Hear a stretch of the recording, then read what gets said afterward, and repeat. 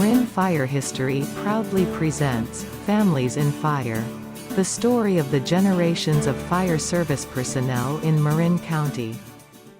Good morning. This is retired Fire Chief Paul Smith with Marin Fire History, and we're sponsored by the Marin Fire Chiefs Association, and we're doing a segment today called Families in Fire. And we have the Selfridge family with us today, Bruce Selfridge, Jim Selfridge, and John Selfridge, and they're going to talk to us today a little bit about their careers in fire service. So good morning, gentlemen. How's everybody doing? Doing fine. Doing fine, thank you. Good, good. Jim, why don't we start with you? You're the oldest. So by default, I guess we'll start with you. Why don't you tell us a little bit about yourself and how you got started with Marin County Fire Department? Well, it all started at Ross Fire, where I used to hang out as a kid and then became a volunteer when I turned 18. And the chief at the time was a guy named A.T. Heinrich. They called him Heine. Okay. And one day I was there and he said, "Hey, I've got an in with Louis Bloom, the county fire chief, and they're looking for seasonal firefighters, and I'm going to give him your name, and you call him up and make an appointment." And so he did, and I went out and talked to Chief Bloom. And it was a very short interview, and he said, "When can you start? Can you start next week?" And what year was this, Jim? This was 1964. Wow, okay. In early June, like June 1st or 2nd, I was out there. And so I said, "Well, what do I need to do?" And he said, "Well, you need to go into the next office and talk to a guy named Rod Verdoni and fill out some paperwork. And then you need to go get a, quote, uniform, which consisted of green Levi's and a khaki shirt." And he hands me 4 patches. And he said, that's the uniform. The county wore, everybody that worked there wore khaki and green. It wasn't blue yet. It didn't turn blue till 74. Okay. So that was your first season, the summer of 64. Summer of 64. And got a good pair of boots, went and got 4 pairs of green Levi's at Penny's and 4 pin press shirts. And the next week I reported for duty. They issued me the only safety equipment they issued, which was a tin or aluminum bullard hard hat. Okay. And then minimal training on how to operate a bean gun. Yep. Everything was high pressure in those days. Yep. And I was assigned to an engine at Woodacre. By the end of the first or second week, I said, "This is me. This is what I want to do with the rest of my life." I just absolutely loved it. Worked a 120-hour work week. We were there 5 days straight, 2-4-7. Okay. With 2 days off at $12 a day. I was going to ask you, how much did they pay you then? $12 a day. And you worked how many hours a week? 120? 120. Summer of 64 at Woodacre. Yeah. Assigned to an engine. Right. And do you remember who your captain was? Clarence Nunes Oh, of course. was the captain. Okay. There were actually 2 captains assigned to Woodacre at the time. A guy named Bill Stepp and Clarence Nunes. But Clarence was really the lead captain. Got it. And then Bill Stepp left and went someplace else and was... And you liked it so much. What did you do in the fall when they released the seasonals? I went to college in Marin. Okay. Enrolled at college in Marin. Took all the fire science I could get. Was a full-time student, so I got a student deferment from the draft. Okay. I was on a UC transfer curriculum, but taking fire science at night. Oh, right. Because they were all night classes. And and my day classes, you had the option of going Monday, Wednesday, and Friday for an hour each class, or Tuesday and Thursday for an hour and a half each class. So you could work with your schedule at the firehouse. Yes. Great. Yeah. Great. So because Louis allowed me to, work Monday, Wednesday, Friday, and Saturday. So you could use a day. Actually, during the winter time, they always kept one seasonal through the winter as a quote gopher, more or less, and relief driver and so Help on. with the vehicle maintenance and all that stuff. All stuff, yeah, Right. you name it. And I was in the summer, in the winter and the fall and winter of '66, after the '65 fire season, I stayed on as the year-round seasonal, and I had a student deferment. So, because Louis asked me, he said, "Are you going to get drafted?" And I said, "No, I have a student deferment." Because you were taking classes at College of Marin. Right. But then what happened when you went to work full time? Well, then I had a dispute with one of my instructors at College of Marin, and I had to drop the class, otherwise I was going to punch him out. So I dropped below 15 and a half units, and I got drafted in June of 1966. And did my 2 years in the Army and came back, and Louis offered me a job. And I said, "Well, where is it?" He said, "Tamales." And I said, "Tamales, that's a resident station." There was no fire station in Tamales. I said, "No, I can't do that. I mean, I can't uproot and establish residency in Tamales." And then he called me a few months later and he said, "I got a job for you." I said, "Where is it?" And he said, "Chileno Valley." Chileno Valley? Another resident station. I mean, there were a slew of resident stations in those days. A slew.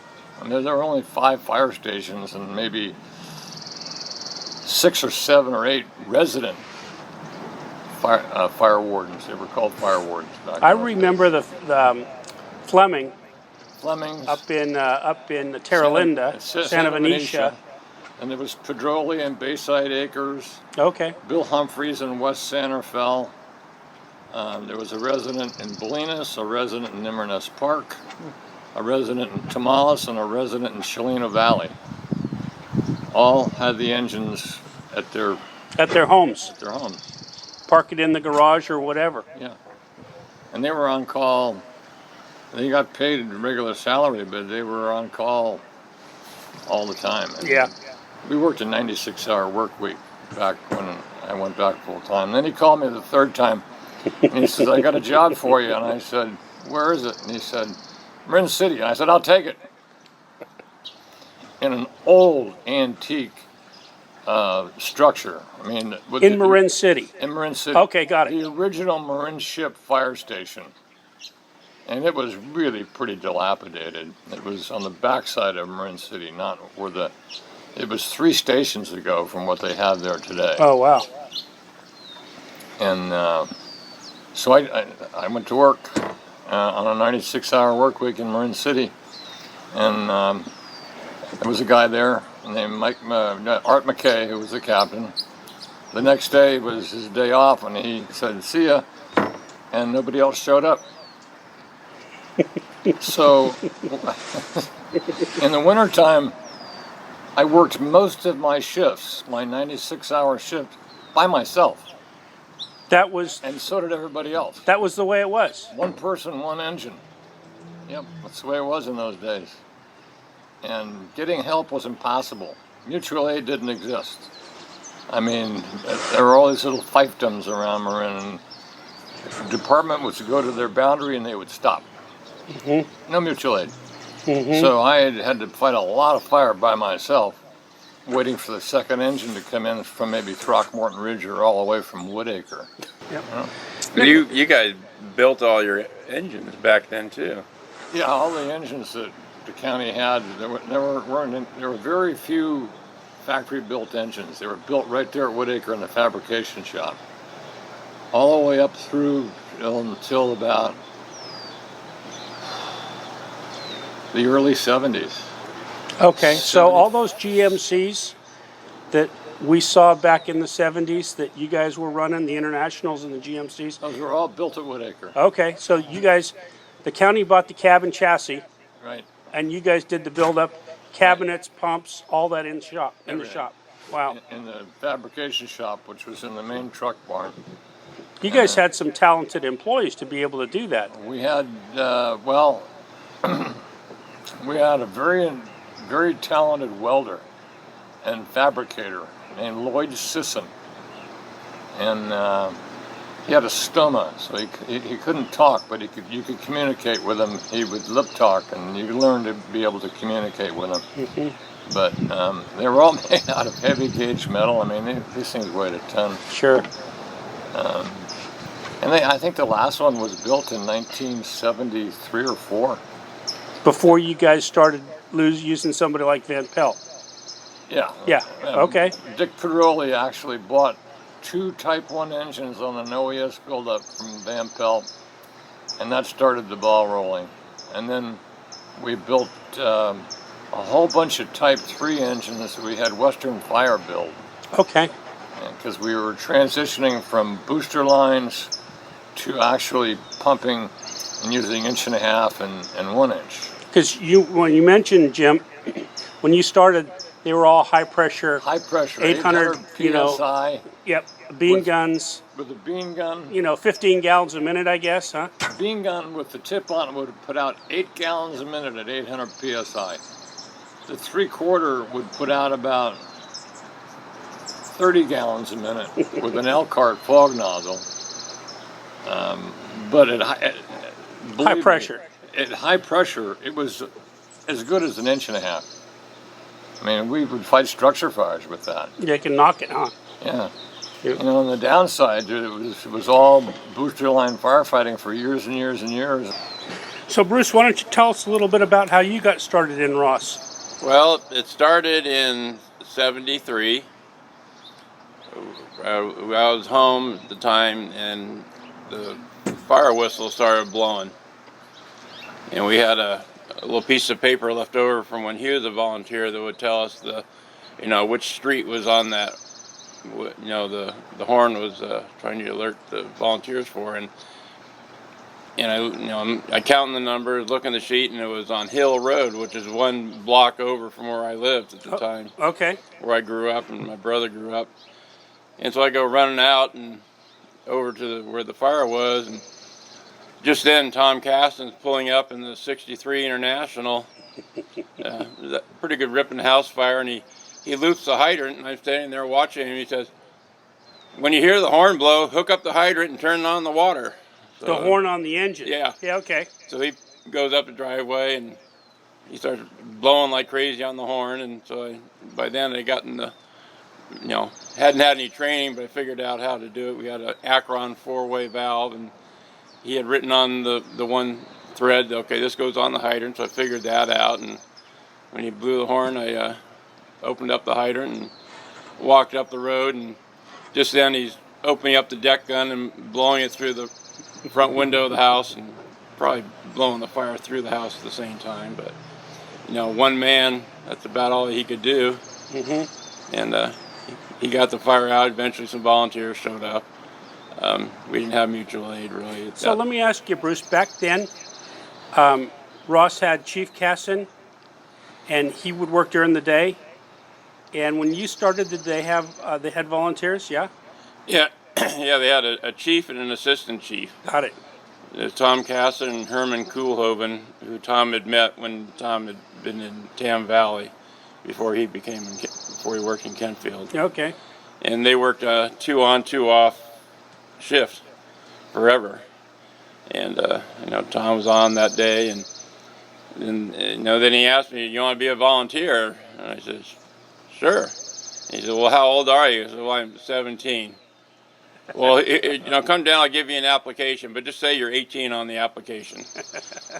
Like about 3 or 4 months later, I was going to be 18, and that's how it started as a volunteer. And Tom Casson, very, very mechanically inclined guy. He did all the maintenance on the rigs. He would modify the rigs, and I learned a lot just hanging around him. I'd work on my car down at the station. They kind of, encourage people to do that, because then they'd have an extra body there. Sure. And that's how I started as a volunteer. So almost like your brother, you met the chief, you know, got an introduction, and went to work as a volunteer, or worked a few shifts, and fell in love with it, huh? Yeah, and I'd always kind of admired it. You know, at Ross School, you'd hear the siren, and I always want to go to be in a classroom. I could be a window. I could see the engine go flying by, and I was always kind of intrigued by it. Our father had been on the town council, and I remember him taking me down to the fire station to see the new engine that they had purchased while he was on the council. And it was a '63 International. Okay. And I remember going in as, I'm 8 years old, and I see these two engines sitting in there. They're both shiny. They're both convertibles. And I remember asking my father, which one's the new one? And he goes, shh, because he didn't want the chief to hear me saying that. Yeah. And that's, I first saw the new engine, which is a '63 International, and I probably put more miles on that engine than anybody in the department, because they would only go out on that engine on a call. It didn't leave the station unless it was on a call. Okay. Then when Tom Belay and I started working there, we cruise around town, see which roads it fit on, which roads it didn't fit on. We do that regularly. We go down to the store and pick up a sandwich for lunch. And initially, people didn't really like the engine out a lot. And, people would get nervous. Well, why is the engine out? Is there a fire? And then they eventually got used to it, and they kind of appreciated it, seeing us go up into the little narrow streets and making sure the engine could get up. And we cut branches if there was an issue to getting up a road or something. Sure. But so let me ask you this: your brother was a few years older than you, and Jim was already in the fire service. Did he have any influence on you with your introduction to Ross, or not so much, or was it a big influence? I don't think it's a big influence. Tom Casson knew my brother, and I think he was hoping maybe to get somebody half as good as my brother when he was asking me to be a volunteer. But I always enjoyed it when he would stop by the station when he was on duty. So Bruce, you were working with Ross, or for Ross, when we're talking about paramedics, when Medic, we called it Rescue 40 back then. It's Medic 18 now. But Rescue 40 moved into the Ross quarters. Yeah. So it really kind of bolstered the amount of people you had working out of that Ross station, didn't it? Yeah, and it made, up till then, we had sleepers, Tom Belay and myself, we were, on solo. It was a one-man engine company, like my brother was talking, for the first few years of my career, and we had sleepers that, just like Kempfield had sleepers, that we could hopefully count on in the evenings. Not much during the day. It was volunteers during the day. Then, I was used to eating at home because I lived next door to the fire station at that point. And once the medics got there, then we, started eating together as a group. And, more often than not, I do the cooking because I didn't want to do the dishes. And, so having the medics for you was a pretty positive thing then. Yeah, it was. And, we weren't, at that point, we weren't on a Kelly schedule, but the medics were, so you didn't always work with the same medics for the first couple of years, but eventually, we got so,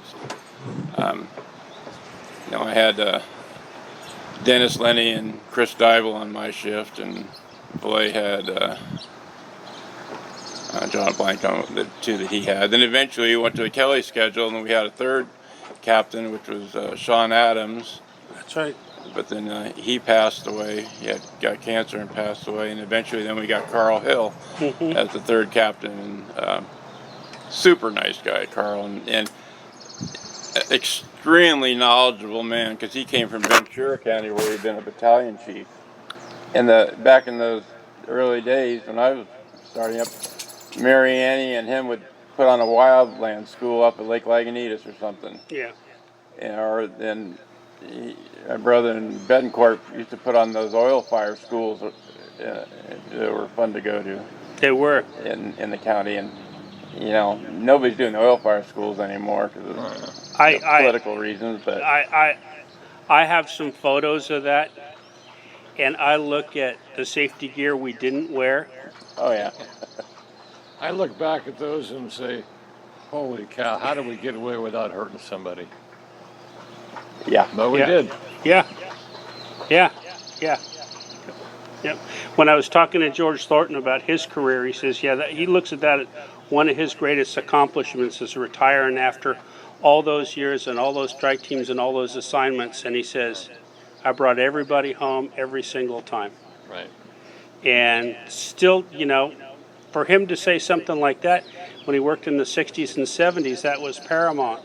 What he was thinking about was the safety of his guys. And not everybody thought that way. It just wasn't a conscious. That was my crowning achievement through my entire career, is I never had a firefighter seriously injured or killed. And I went to thousands of fires. That's huge. Yes. That's huge, because that really is. I'm very proud of that. I put safety always first. You should. I mean, that was the biggest change in my career, is going from a one-man engine to two-man engine. And they all, the young kids, how'd you do it with one man? I said, it was simple, because you knew your limitations. The biggest thing is you didn't have to worry about anybody else getting hurt till the volunteers or the Kempfield, if somebody showed up, and you knew your limitations, and it was simple. But once you started having other people on the engine, then you had to worry about something you always did, telling somebody else to now do what you always did, and I know I could do it in half the time as him, but you still got to tell the other guy to do it. And just transitioning from a one-man engine to a two-man engine just puts you in a whole different mindset, and that was probably the biggest change. Yep, I'll say, and I'm glad we captured that, because Bruce, that was just perfect what you said. That's a thing most of us never thought about. When your brother Jim started, one-person engine company, he'd show up. If there was another guy there, one guy, like you mentioned, Jim, in Marin City, you're by yourself. Right. And when you started, Bruce, you started with a one-person company, one guy. Yeah. You show up, me, myself, and I, and if you had a volunteer or a sleeper, hey, it was bonus. But then you had somebody else to worry about. Now, let me ask you, when you retired, had you transitioned to three-person company yet? Yes, we had. So you had an apprentice. Yes. So that was just a huge jump for Ross. Yeah, oh yeah. To go from one person to two people full-time, and then finally you put that apprentice on and you had a three-person company. Yeah. Well, good morning, John. You've sat here for the last half an hour listening to your dad and your uncle here talk about the fire service the way it was back when they were working.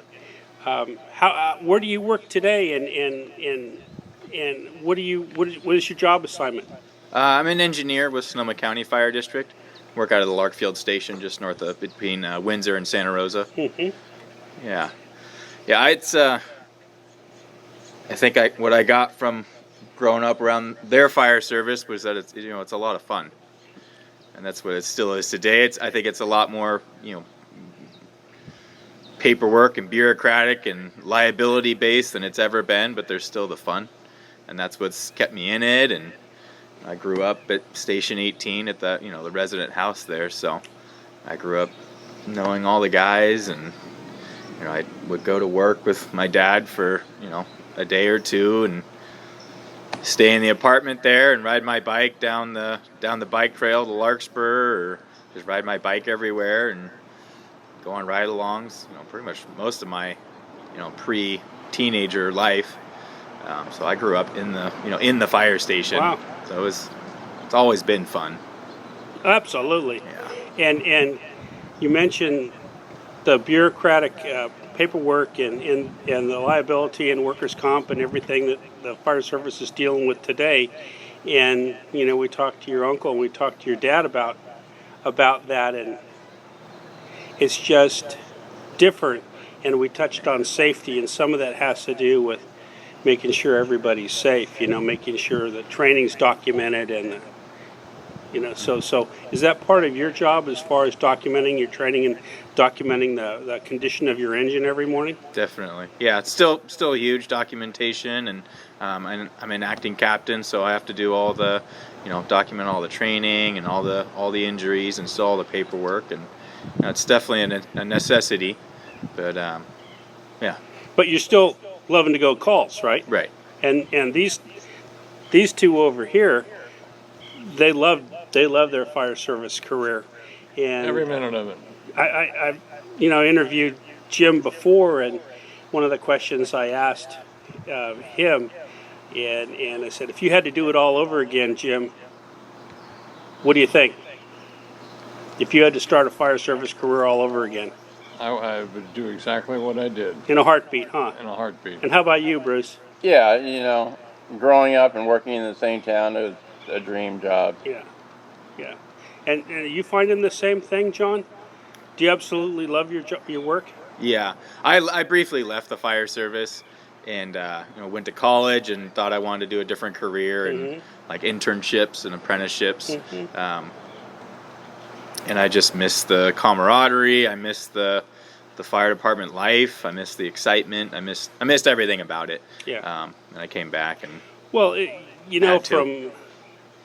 from my perspective, I think it's good that you did that, because maybe you weren't sure when you were younger if this was the career for you, and then you made a decision and you came back and you say, oh, hands down, this is the best job in the world. Now, if you've seen a little bit outside, I think that's healthy to go outside and take a look around and see what else you can do.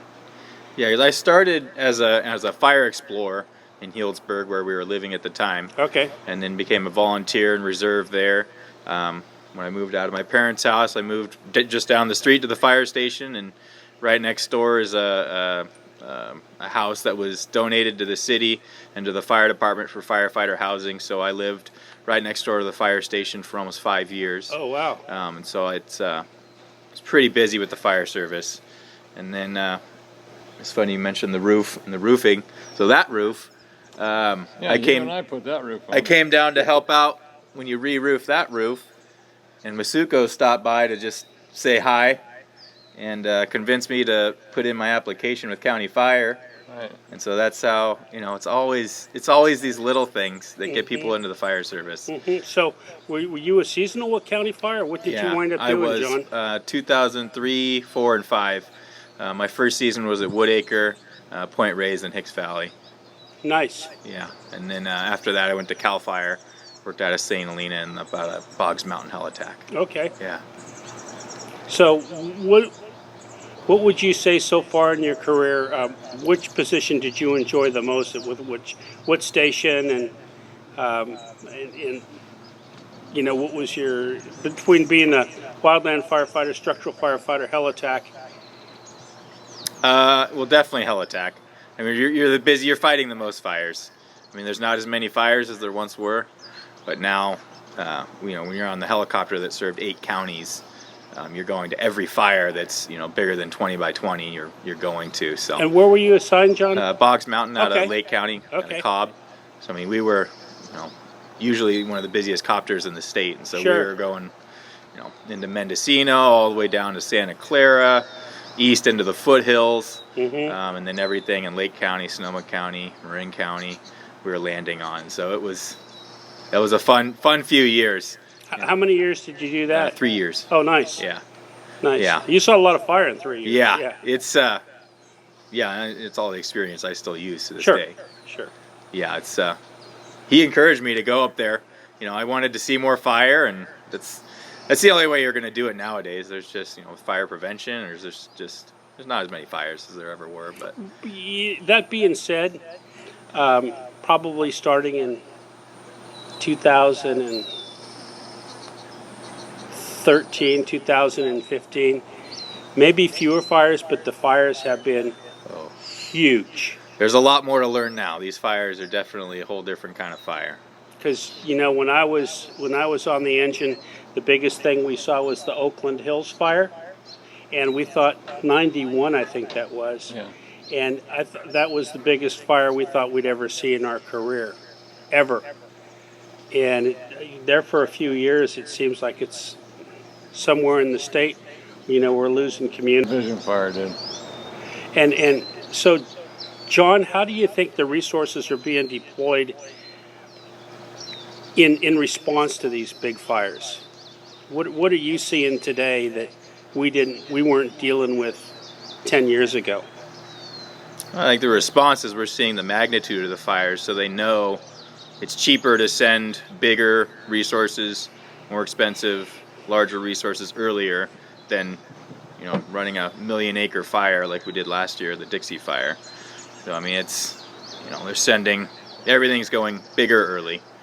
And we had just a start yesterday over in the foothills, and it was already plume dominated within a few hours, and we were expecting to go. They'll probably go today, but it's everybody's going earlier. They're getting resources up, moving throughout the state, pre-positioning a lot faster. But it's all reactive, but we're reacting to the way the urban and rural environments are being built up these days. And you just hit a key point. We're building in those areas that we didn't 20 years ago. Right. Exactly. And we're building in the areas of the foothills. And the way I look at it is people have to live somewhere, but we're creating more problems by moving into those. Absolutely. Oh yeah. Into those environments. Yeah. And those environments haven't burned in 100 years. So we're taking our communities, we're building communities out in these, if you will, more remote areas. And prior to settlement, Paul, natural fire really kept the fuel loading down. But after settlement, we started putting everything out. Fire became a bad thing. I call it the Smoky Bear Complex. Mm-hmm. So the fuel loading has gone up many-fold, and then we're building in places we shouldn't be building. And now places that naturally have a fire history, we're now putting homes in. Now that the political tide has turned to doing prescription burning, you have what used to be a 10,000-acre parcel has been split up into hundreds or thousands of parcels. It's impossible to coordinate between all those landowners to protect and to do any burning in there, and so it's. And what are you seeing where you're working in Sonoma, John, with regard to prescription burning, wildfire prevention, interface mitigation? What are you guys seeing up there today? There's good community engagement in terms of preparing your own property and your own property lines.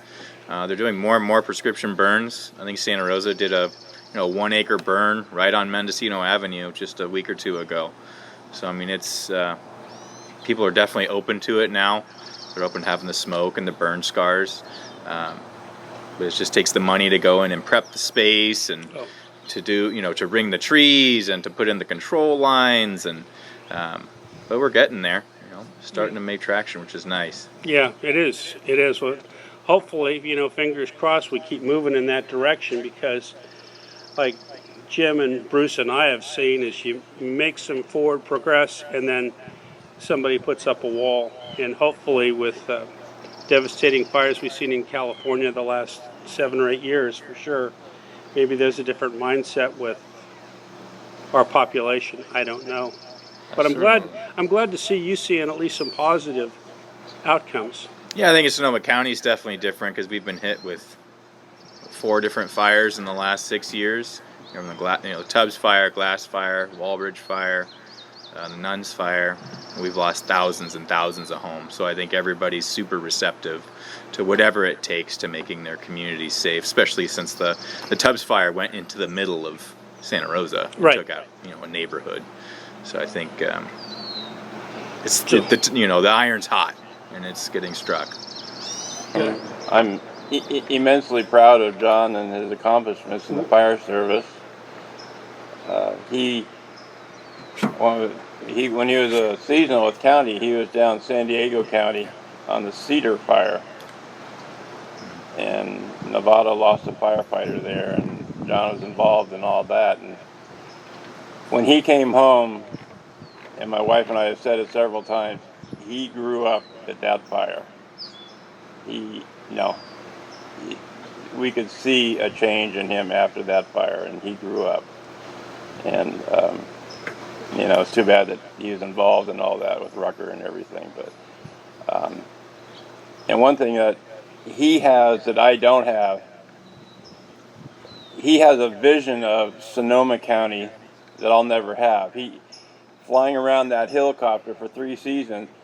You know, you know, he has a whole different outlook. He knows, okay, if there's a fire on this side, on the other side of the ridge is this facility, and you know, I don't think of that. And he has a whole different vision. I think as he grows through the fire service, it's going to be, you know, a great value to him. It's a great perspective, isn't it? Yeah, he knows what things look like from the air. He knows how relatively close or far things are, which, you know, it may take me an hour to drive from here to here, so I think it's a big distance, but flying it, he's flown it, and it's maybe 15 minutes, and the fire can go from here to there, and he has a whole different perspective of the county that I wish I, you know, could have, but having that is going to be a great tool for him in the future, I think, just because he knows, okay, and, you know, it's invaluable, I think, having that perspective of where things are in the county, you know, in relationship from the air than what you see just driving around on things.